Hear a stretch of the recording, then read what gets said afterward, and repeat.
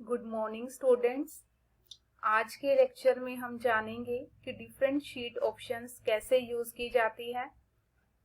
आज के लेक्चर में हम जानेंगे कि पर्टिकुलर शीट को कैसे रीनेम किया जाता है, डिलीट कैसे किया जाता है, हाइड और अनहाइड कैसे किया जाता है, अपनी वर्कबुक में न्यू शीट कैसे इंसर्ट की जाती है, अपनी शीट के डेटा को एक्सटर्नल यूजर से कैसे प्रोटेक्ट किया जाता है।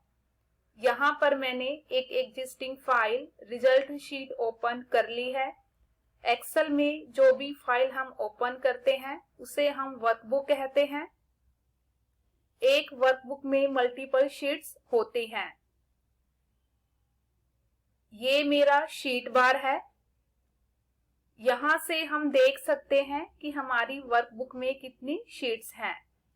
हमारी वर्कबुक का नेम है रिजल्ट शीट। हमारी वर्कबुक में 3 शीट्स हैं। फर्स्ट शीट का नेम है शीट 1, सेकंड शीट का नेम है शीट 2, थर्ड शीट का नेम है शीट 3।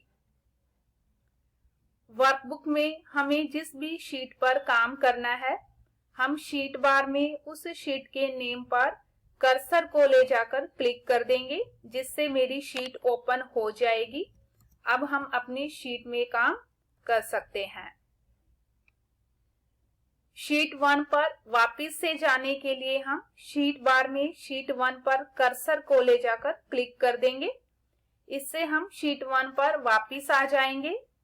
सबसे पहले हम ये जानेंगे कि पर्टिकुलर शीट को कैसे रीनेम किया जाता है, मीन्स शीट का नेम कैसे चेंज किया जाता है। जिस भी शीट का नेम हमें चेंज करना हो, शीट बार में उस शीट के नेम पर कर्सर को ले जाकर डबल क्लिक कर देंगे, जिससे हमारा उस शीट का नेम हाईलाइट हो जाएगा। अब हम अपनी शीट का न्यू नेम एंटर करेंगे। यहाँ पर हमने शीट 1 का नेम चेंज कर दिया है 12th। शीट्स को रीनेम करने के लिए हम शीट बार में उस शीट पर कर्सर को ले जाकर राइट क्लिक भी कर सकते हैं, जिससे हमारी डिफरेंट ऑप्शंस ओपन हो जाएंगी। यहाँ से हमें रीनेम की ऑप्शन चूज करनी है। इसके बाद हम अपनी शीट का न्यू नेम एंटर करेंगे। अब हमने शीट 2 का नेम चेंज कर दिया है 11th। वर्कबुक में न्यू शीट इंसर्ट करने के लिए हम यहाँ पर इस बटन पर डबल क्लिक कर देंगे। इससे वर्कबुक में मेरी न्यू शीट एंड में इंसर्ट हो जाएगी। या फिर हम कीबोर्ड से Shift+ F11 की भी प्रेस कर सकते हैं। अगर हमें 12th sheet and 11th sheet के बीच में न्यू शीट इंसर्ट करनी है, तो इसके लिए हम 11th शीट पर कर्सर को ले जाकर राइट क्लिक करेंगे। यहाँ से हम इंसर्ट की ऑप्शन चूज करेंगे। यहाँ से हम वर्कशीट ऑप्शन को सेलेक्ट करके ओके के बटन पर क्लिक कर देंगे। इससे मेरी 12th sheet and 11th sheet के बीच में एक न्यू शीट इंसर्ट हो गई है। अब हम जानेंगे कि अपनी वर्कबुक में शीट्स को कैसे अरेंज किया जाता है। इसके लिए हम शीट्स को वर्कबुक में मूव करेंगे। जिस भी शीट को हमें मूव करना है, शीट बार में उस शीट के नेम पर कर्सर को ले जाकर राइट क्लिक करेंगे। यहाँ से हम मूव और कॉपी की ऑप्शन सेलेक्ट करेंगे। यहाँ पर हम बताएंगे कि हम अपनी शीट को वर्कबुक में कौन से नंबर पर मूव करना चाहते हैं। अगर हम अपनी शीट को सबसे पहले वर्कबुक में मूव करना चाहते हैं तो यहाँ से 12th की ऑप्शन सेलेक्ट करेंगे। अगर हम अपनी शीट को वर्कबुक में शीट 5 से पहले मूव करना चाहते हैं तो यहाँ से शीट 5 सेलेक्ट कर लेंगे। अगर हम अपनी शीट को अपनी वर्कबुक में सबसे एंड में मूव करना चाहते हैं तो यहाँ से मूव टू एंड सेलेक्ट करके ओके के बटन पर क्लिक करेंगे। इससे मेरी शीट 6 वर्कबुक में सबसे लास्ट में मूव हो गई है। अब हम ये जानेंगे कि पर्टिकुलर शीट की कॉपी कैसे क्रिएट की जाती है। जिस भी शीट की कॉपी हमें क्रिएट करनी हो, शीट बार में हम उस शीट के नेम पर कर्सर को ले जाकर राइट क्लिक करेंगे। यहां से हम मूव और कॉपी की ऑप्शन सेलेक्ट करेंगे। यहां पर हम स्पेसिफाई करेंगे कि वर्कबुक में हम कौन से नंबर पर अपनी शीट की कॉपी क्रिएट करना चाहते हैं।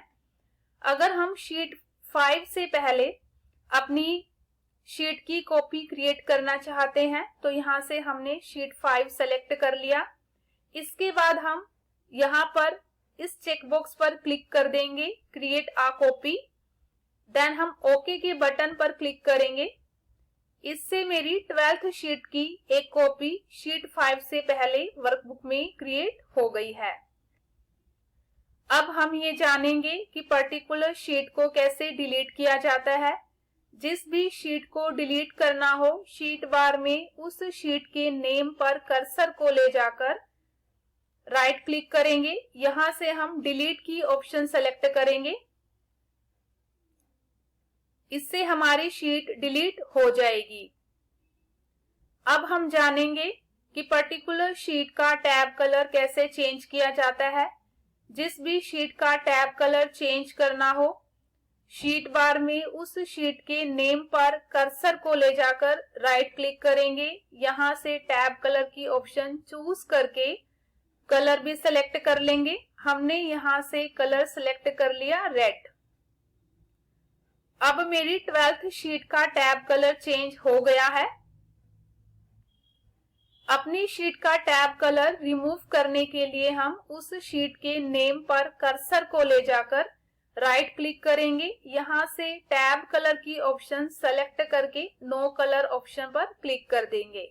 इससे मेरी शीट का टैब कलर रिमूव हो जाएगा। अब हम ये जानेंगे कि पर्टिकुलर शीट को कैसे हाइड और अनहाइड किया जाता है।